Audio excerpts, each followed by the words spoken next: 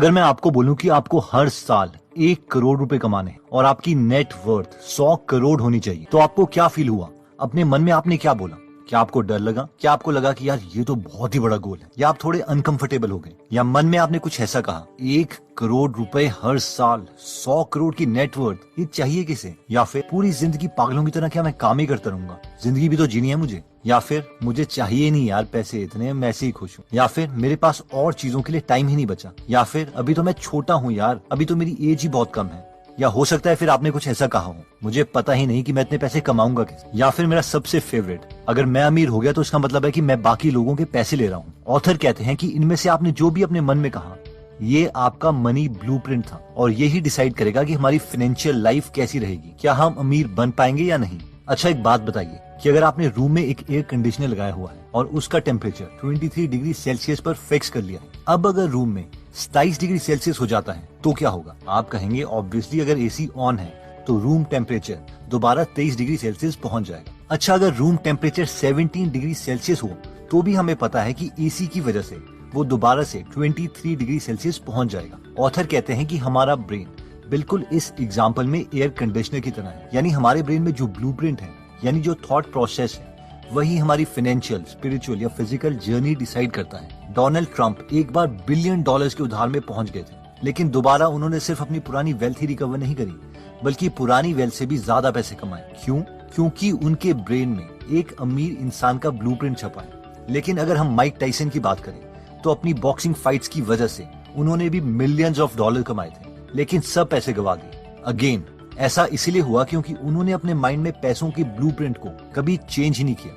इसलिए आज की वीडियो में हम टी हाफ की book secrets of millionaire mind से पैसों के उन ब्लूप्रिंट्स को डिस्कस करेंगे जो हमें फाइनेंशियली स्टेबल बना सकते हैं। तो आइए स्टार्ट करते हैं। तो सबसे पहला वेल्थ प्रिंसिपल कहता है, rich people think both, poor people think either या और। ऑथर कहते हैं कि अमीर माइंडसेट वाले लोग सोचते हैं कि उन्हें सब कुछ मिल सकता है, लेकिन गरीब माइंडसेट वाले लोग सोचते हैं कि उन्हें दो में से एक ही चीज मिल सकती है। फॉर एग्जाम्पल, एक गरीब माइंडसेट वाला इंसान सोचेगा या तो मैं अमीर बन सकता हूँ, या फिर मैं एक अच्छा इंसान बन सकता हूँ, या तो मेरे पास पैसे होंगे, या मैं अपने परिवार से प्यार कर सकता हूँ, या तो मैं फाइनेंशियली स्टेबल हूँगा, या फिर मैं स्पिरिचुअल हो सकता हूँ, भगवान पर विश्वास कर सकता हूँ, या तो मैं अमीर बन सकता हूँ, या मैं अपनी हेल्थ पर ध्यान दे सकता हूँ, या तो मेरे पास पैसे होंगे, या फिर मैं अपने परिवार वालों के साथ टाइम गुजार सकता हूँ। लेकिन क्या आप जानते हैं कि एक अमीर माइंडसेट वाला इंसान इन क्वेश्चंस के क्या आंसर देगा?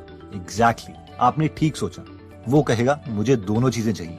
इसके लिए ऑथर एक एग्जांपल देते हैं। वो कहते हैं कि उन्हें एक एरिजोना में एक घर चाहिए था जो कि $1 मिलियन से कम कीमत पर हो, लेकिन एक रियल एस्टेट एजेंट ने उनसे कहा कि उन्हें इस एरिया में $1 मिलियन से कम प्राइस पर कोई भी घर बिल्कुल नहीं मिल सकता। ऑथर कहते हैं कि मैक्सिमम लोग अगर इस सिचुएशन में होते और अगर उन्हें उसी जगह पर घर चाहिए होता तो वो या तो अपना बजट बढ़ाने की कोशिश करते या फिर वो सोचते कि चलो यार कहीं और ही सस्ते में घर देख लेते। लेकिन ऑथर ने हार नहीं मानी और बहुत सारे रियल एस्टेट एजेंट्स को कांटेक्ट किया और फाइनली उन्हें एरिजोना में सेम टाइप का प्लॉट, सेम एरिया, $2 लाख कम प्राइस में मिला। इसे कहते हैं yes, we can have both. Next principle कहता है, rich people think big, poor people think small. ये प्रिंसिपल कहता है कि अनसक्सेसफुल लोग सोचते हैं कि बस मिनिमम से मिनिमम टास्क किया जाए ताकि बस लाइफ किसी तरीके से गुजर जाए। जब वो स्टूडेंट होते हैं तो बस ये गोल होता है कि बस यार पासिंग मार्क्स आ जाएं। जब कॉलेज में जाते हैं तो ये गोल होता है बस एक जॉब मिल जाए।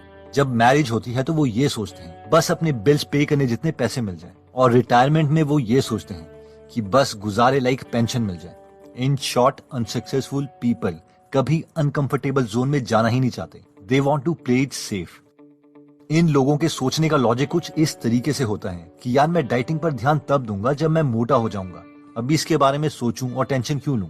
लेकिन सक्सेसफुल लोग इसके बिल्कुल ऑपोजिट होते हैं। They think big, very big. जहां पर अनसक्सेसफुल लोग सिर्फ बड़ा सोचने से ही मन में घबराते रहते हैं, वहां पर सक्सेसफुल लोग सिर्फ बड़ा सोचते ही नहीं बल्कि एक्शन लेके उसे पूरा भी करते हैं। और तभी एक पेट्रोल पंप में काम कर रहा लड़का करोड़पति बन जाता है, एक मछुआरे का बेटा इंडिया का प्रेसिडेंट बन जाता है और एक नॉर्मल स्टूडेंट अपनी मेहनत से गूगल का सीईओ बन जाता है। नेक्स्ट वेल्थ प्रिंसिपल आता है, rich people focus on opportunities, poor people focus on obstacles. ये पॉइंट कहता है कि अनसक्सेसफुल लोगों की एक सबसे बड़ी गलती होती है और वो ये है कि वो ब्लेम गेम खेलते हैं या फिर खुद इंप्रूव होने के बजाय सक्सेसफुल लोगों से जेलिसी फील करने लगते हैं। इन लोगों से हमें कुछ इस तरीके के डायलॉग सुनने को मिलते हैं, कितना लकी है यार ये इडियट, अमीर बाप की बिगड़ी हुई औलाद। ऑथर कहते हैं कि हम खुद की लाइफ खुद बनाते हैं। अगर लाइफ एक गेम है तो उस गेम के प्लेयर कौन है? ऑब्वियसली हम। इस गेम के रूल्स कौन सेट कर रहा है? ऑब्वियसली हम। इस गेम में कौन डिसाइड करता है कि क्या कब होना चाहिए? ऑब्वियसली हम। इस गेम में कौन डिसाइड करता है कि हम जीतेंगे या नहीं? ऑब्वियसली हम। तो सवाल ये है कि हम ऐसी गेम हार कैसे सकते हैं? ये हमारी स्टोरी है, हमारी बुक है, हमारी स्क्रिप्ट है और पेन भी हमारे पास ही है, इसलिए हम जो चाहे वो लिख सकते हैं। नेक्स्ट वेल्थ प्रिंसिपल कहता है कि rich people are bigger than their problem, poor people are smaller than their problems. Author कहते हैं कि सक्सेस का सीक्रेट ये नहीं है कि हम प्रॉब्लम से दूर भागें, बट ये है कि हम अपनी प्रॉब्लम से बड़े बन जाएं, प्रॉब्लम के बावजूद एक्शन लें। इसके लिए ऑथर एक एग्जांपल देते हैं। मान लीजिए कि किसी भी प्रॉब्लम को हम 1 से 10 के स्केल के बीच में रैंक कर सकते हैं। यानी अगर छोटी प्रॉब्लम है तो उसे हम 1 या 2 नंबर देंगे, और अगर बहुत बड़ी प्रॉब्लम है, मन में जितनी खतरनाक प्रॉब्लम है, तो हम उसे 10 नंबर देंगे। तो अब इमेजिन कीजिए कि आपके सामने एक 5 लेवल की प्रॉब्लम आती है। अब क्योंकि हम हमेशा डरते रहते हैं और एक्शन नहीं लेते, अब क्योंकि इस केस में हमारी प्रॉब्लम सॉल्विंग कैपेबिलिटी 2 है और प्रॉब्लम का लेवल 5 है, तो हम प्रॉब्लम को अटेम्प्ट ही नहीं करेंगे, बल्कि डरते रहेंगे और स्ट्रेस लेते रहेंगे। अब इमेजिन कीजिए कि आप प्रॉब्लम्स के बावजूद एक्शन ले लेते हैं, इसलिए आपका प्रॉब्लम सॉल्विंग लेवल 10 है। अब अगर आपके सामने सेम 5 लेवल की प्रॉब्लम आती है, तो शायद हमारा माइंड उसे रजिस्टर भी नहीं करेगा। हमारे लिए वो बस एक और नई प्रॉब्लम है और हम उसे सॉल्व करेंगे और अपने नेक्स्ट काम को कंप्लीट करने के लिए लग जाएंगे। जिसका मतलब है कि प्रॉब्लम दोनों को आती है, सक्सेसफुल लोगों को भी और अनसक्सेसफुल लोगों को भी। फर्क सिर्फ इतना है कि सक्सेसफुल लोग प्रॉब्लम के बावजूद एक्शन ले लेते हैं, और बस यही डिफरेंस है। नेक्स्ट वेल्थ प्रिंसिपल कहता है कि rich people constantly learn and grow, poor people think they already know it. Author कहते हैं कि अनसक्सेसफुल पीपल हमेशा सोचते हैं कि वो सही हैं। वो अपने पुराने बिलीफ सिस्टम से इतने जुड़े रहते हैं और वो उन विचारों को चेंज करना नहीं चाहते, इसलिए वो सेम एक्शन बार बार लेते रहते हैं और बार बार फेल होते रहते हैं। एक बैंकर जो ऑथर के साथ बिजनेस करना चाहता था, उसने एक बार ऑथर से कहा कि तुम मुझे $5 लाख दो और अपनी फाइनेंशियल स्टेटमेंट्स दो, ताकि मैं तुम्हें रेकमेंड कर पाऊं कि तुम्हें किस चीज में बिजनेस करना चाहिए। इस पर ऑथर ने कहा, एक्सक्यूज मी, क्या ये उल्टा नहीं हो रहा? तुम मेरे साथ बिजनेस करना चाहते हो, इसलिए तुम मुझे अपनी फाइनेंशियल स्टेटमेंट्स दिखाओ, ताकि मैं ये डिसाइड करूं कि मुझे तुम्हारे साथ बिजनेस करना है या नहीं। ऑथर कहते हैं कि सक्सेसफुल लोग उन लोगों से एडवाइस लेते हैं जो उनसे भी ज्यादा सक्सेसफुल हैं, लेकिन अनसक्सेसफुल लोग उनसे एडवाइस लेते हैं जो उनसे भी गए गुजरे हैं। इसलिए उनसे सीखो जो अपनी लाइफ में वो कर चुके हैं, जिसको करने के सपने आप अभी देख रहे हो। और बेस्ट लोगों से कुछ सीखने का सबसे बेटर तरीका ये है कि हम उनकी बुक्स पढ़ें, उनके लाइफ एक्सपीरियंसेस से सीखें। अब आप में से कई लोग ये सोचेंगे कि यार ये बुक्स तो इंग्लिश में होती हैं, या फिर हमें तो अपना काम करने का टाइम नहीं मिलता, हम ये बुक्स रीडिंग वगैरह कहाँ से करेंगे? और इसीलिए हमने गीगल एप्लीकेशन बनाई है, जहाँ पर आप फेमस लोगों की बायोग्राफीज और लाइफ लेसन्स की बुक समरीज हिंदी में पढ़ और सुन दोनों सकते हैं। इस ऐप में 130 से ज्यादा फ्री बुक समरीज अवेलेबल हैं और कंटेंट बहुत अच्छा है। इसे एक बार इंस्टॉल कीजिए, कंटेंट को सुनिए, और अगर खुद में इंप्रूवमेंट ना लगे तो इस ऐप को अनइंस्टॉल कर दीजिए। अगर आप इस ऐप में इंटरेस्टेड हैं तो उसका लिंक हम डिस्क्रिप्शन में दे देंगे। एनीवेज, इस वीडियो में हमने 5 वेल्थ प्रिंसिपल्स डिस्कस किए थे, जिसमें सबसे पहला वेल्थ प्रिंसिपल था कि rich people think both, poor people think either और। यानी अनसक्सेसफुल लोग सोचते हैं कि अगर वो अमीर बनेंगे तो उन्हें हेल्थ सेक्रीफाइस करनी पड़ेगी या बुरा बनना पड़ेगा, लेकिन ऑथर कहते हैं कि ऐसा नहीं है। दुनिया में बहुत सारे रिसोर्सेज हैं और पैसों के साथ साथ आप एक अच्छी हेल्थ, एक अच्छा रिलेशनशिप और इवन चैरिटी भी कर सकते हैं। इसीलिए अब से जब भी हमारे सामने 2 ऑप्शंस आए तो पहले ये सोचो, क्या मैं इन दोनों चीजों को पा नहीं सकता? नेक्स्ट प्रिंसिपल कहता है कि rich people think big, poor people think small.